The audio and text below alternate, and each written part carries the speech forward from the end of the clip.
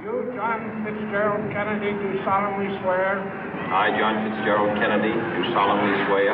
That you will faithfully execute the office of President of the United States. That I will faithfully execute the office of President of the United States. And will, to the best of your ability. And will, to the best of my ability. Preserve, protect, and defend the Constitution of the United States. Preserve, protect, and defend the Constitution of the United States. So help you God. So help me God.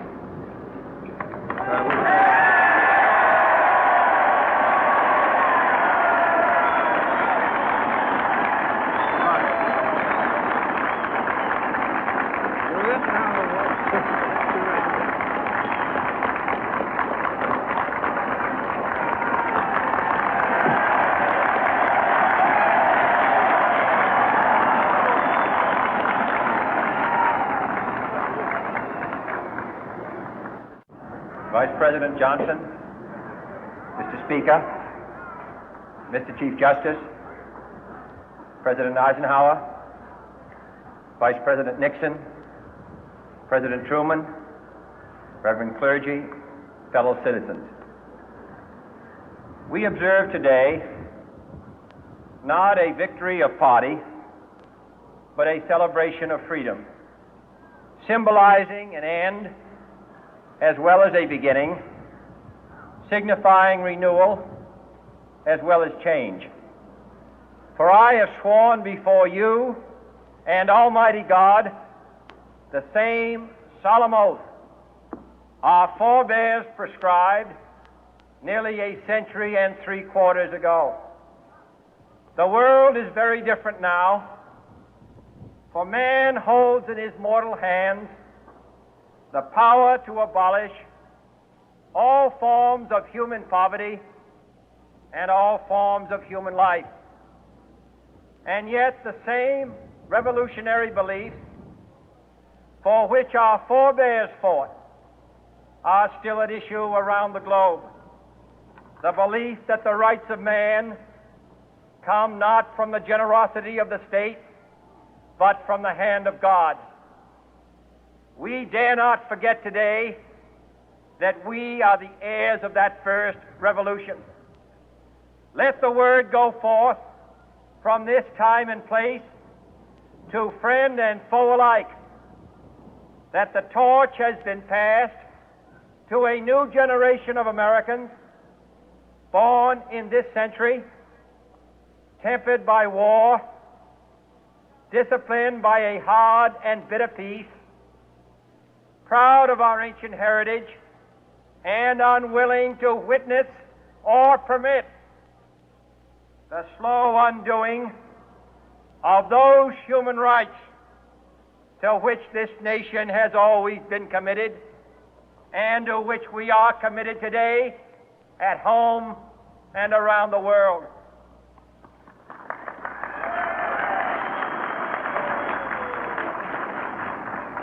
Let every nation know, whether it wishes us well or ill, that we shall pay any price, bear any burden, meet any hardship, support any friend, oppose any foe to assure the survival and the success of liberty.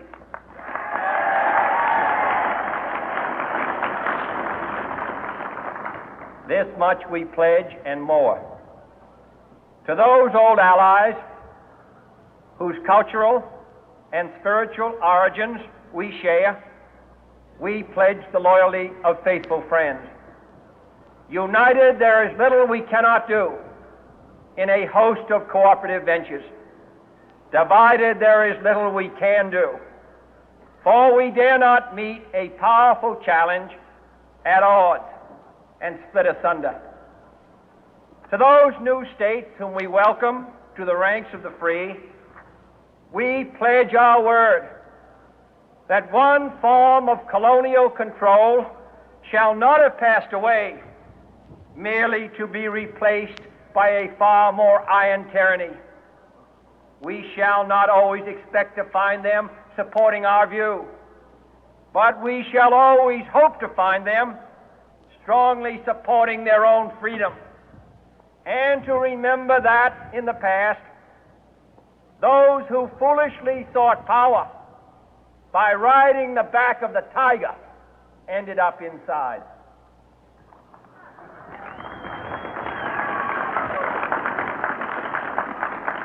To those people in the huts and villages of half the globe struggling to break the bonds of mass misery, we pledge our best efforts to help them help themselves for whatever period is required, not because the communists may be doing it, not because we seek their votes, but because it is right. If a free society cannot help the many who are poor, it cannot save the few who are rich.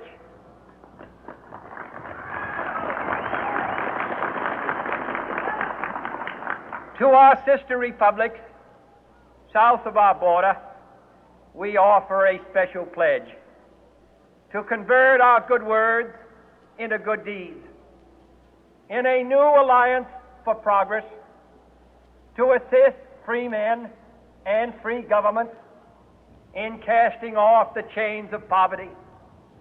But this peaceful revolution of hope cannot become the prey of hostile powers. Let all our neighbors know that we shall join with them to oppose aggression or subversion anywhere in the Americas. And let every other power know that this hemisphere intends to remain the master of its own house.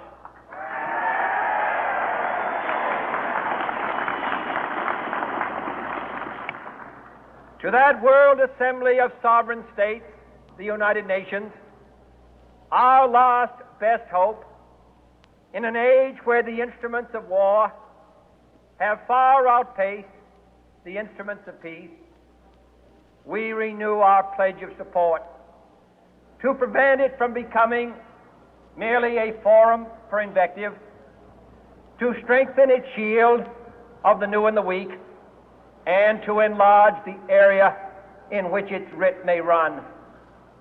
Finally, to those nations who would make themselves our adversary, we offer not a pledge, but a request that both sides begin anew the quest for peace. Before the dark powers of destruction, unleashed by science, engulf all humanity in planned or accidental self-destruction, we dare not tempt them with weakness, for only when our arms are sufficient beyond doubt can we be certain beyond doubt that they will never be employed. But neither can two great and powerful groups of nations take comfort from our present course, both sides overburdened by the cost of modern weapons, both rightly alarmed by the steady spread of the deadly atom, yet both racing to alter that uncertain balance of terror that stays the hand of mankind's final war. So let us begin anew, remembering on both sides that civility is not a sign of weakness, and sincerity is always subject to proof. Let us never negotiate out of fear, but let us never fear to negotiate.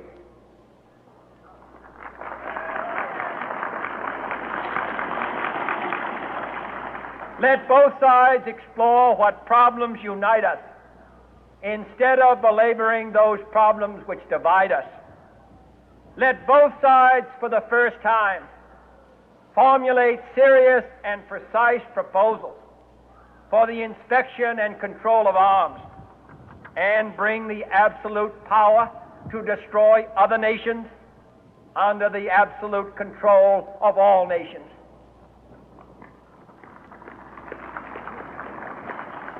Let both sides seek to invoke the wonders of science instead of its terrors. Together, let us explore the stars, conquer the deserts, eradicate disease, tap the ocean depth, and encourage the arts and commerce. Let both sides unite to heed in all corners of the earth the command of Isaiah to undo the heavy burden and let the oppressed go free. And if a beachhead of cooperation may push back the jungle of suspicion, let both sides join in creating a new endeavor, not a new balance of power, but a new world of law, where the strong are just and the weak secure and the peace preserved. All this will not be finished in the first 100 days, nor will it be finished in the first 1,000 days, nor in the life of this administration, nor even perhaps in our lifetime on this planet.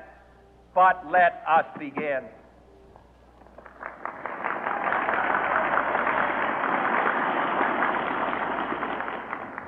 In your hands, my fellow citizens, more than mine, will rest the final success or failure of our course. Since this country was founded, each generation of Americans has been summoned to give testimony to its national loyalty.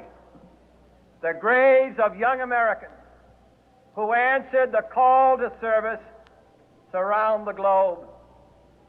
Now the trumpet summons us again, not as a call to bear arms, though arms we need, not as a call to battle, though in battle we are, but a call to bear the burden of a long twilight struggle, year in and year out, rejoicing in hope, patient in tribulation, a struggle against the common enemies of man, tyranny, poverty, disease, and war itself.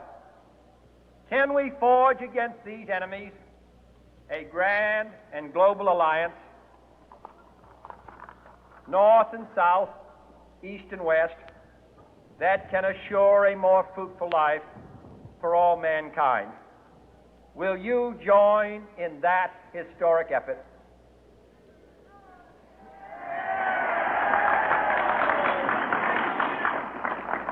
In the long history of the world, only a few generations have been granted the role of defending freedom in its hour of maximum danger. I do not shrink from this responsibility. I welcome it.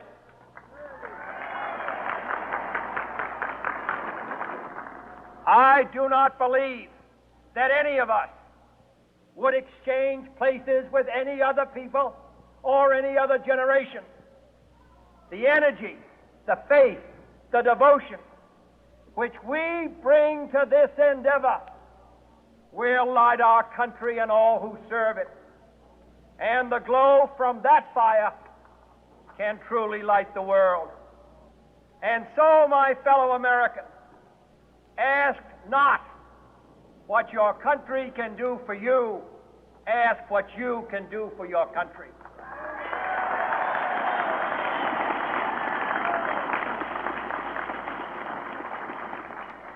My fellow citizens of the world, ask not what America will do for you, but what together we can do for the freedom of man.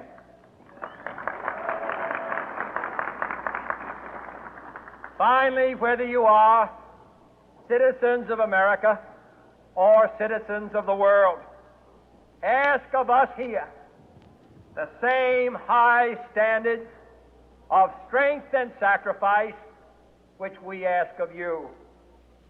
With a good conscience, our only sure reward, with history the final judge of our deeds, let us go forth to lead the land we love, asking His blessing and His help, but knowing that here on earth God's work must truly be our own.